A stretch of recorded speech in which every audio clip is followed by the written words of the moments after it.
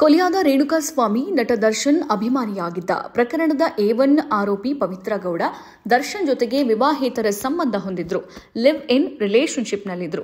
ಹೀಗಾಗಿ ರೇಣುಕಾಸ್ವಾಮಿ ಅಸಭ್ಯವಾಗಿ ಮೆಸೇಜ್ ಮಾಡಿದ್ದ.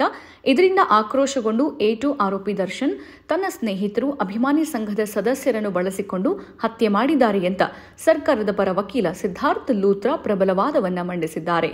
ಕೊಲೆ ಪ್ರಕರಣದಲ್ಲಿ ದರ್ಶನ್ಗೆ ರಾಜ್ಯ ಹೈಕೋರ್ಟ್ ನೀಡಿದ್ದ ಜಾಮೀನು ಆದೇಶ ಪ್ರಶ್ನಿಸಿ ಬೆಂಗಳೂರು ನಗರ ಪೊಲೀಸರು ಸಲ್ಲಿಸಿದ್ದ ಅರ್ಜಿ ವಿಚಾರಣೆ ನ್ಯಾಪರ್ದಿವಾಲಾ ನೇತೃತ್ವದ ದ್ವಿಸದಸ್ಯ ಪೀಠದಲ್ಲಿ ನಡೆಯಿತು. ಈ ವೇಳೆ ಸುಮಾರು 1 ಗಂಟೆ ಪ್ರಬಲ ವಾದ ಮಂಡಿಸಿದ ಸಿದ್ಧಾರ್ಥ್ ಲೂಥ್ರಾ ಅವರು ಹಲವು ವಿಷಯಗಳನ್ನು ಕೋರ್ಟ್ ಗಮನಕ್ಕೆ ತಂದರು. ಇನ್ನು ನ್ಯಾಪರ್ದಿವಾಲಾ ಕೊಲೆಗೆ ಕಾರಣ ಏನು ಅಂತ ಕೇಳಿದಾಗ, ಕೊಲೆಯಾದ ರೇಣುಕಾಸ್ವಾಮಿ ನಟ ದರ್ಶನ್ ಅಭಿಮಾನಿ, ಪ್ರಕರಣದ A1 ಆರೋಪಿ ಪವಿತ್ರ ಗೌಡ ದರ್ಶನ್ ಜೊತೆಗೆ ವಿವಾಹೇತರ ಸಂಬಂಧ ಹೊಂದಿದ್ದ ಹಿನ್ನೆಲೆ ಅಸಭ್ಯವಾಗಿ ರೇಣುಕಾಸ್ವಾಮಿ ಮೆಸೇಜ್ ಮಾಡಿದ್ದ.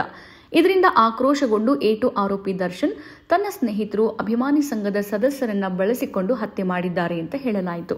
ಹಾಗಾದ್ರೆ ಎಲ್ಲ ಆರೋಪಿಗಳಿಗೆ ಜಾಮೀನು ಸಿಕ್ಕಿದೆಯೇ ಎಂಬ ಪ್ರಶ್ನೆಗೆ ಲೂಥ್ರಾ ಉತ್ತರಿಸಿದ್ರು. ಹೌದು, ಎಲ್ಲ ಆರೋಪಿಗಳಿಗೆ ಜಾಮೀನು ಸಿಕ್ಕಿದೆ.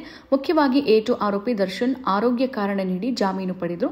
ಬಳಿಕ ರೆಗ್ಯುಲರ್ ಬೇಲ್ ಸಿಕ್ಕಿದೆ.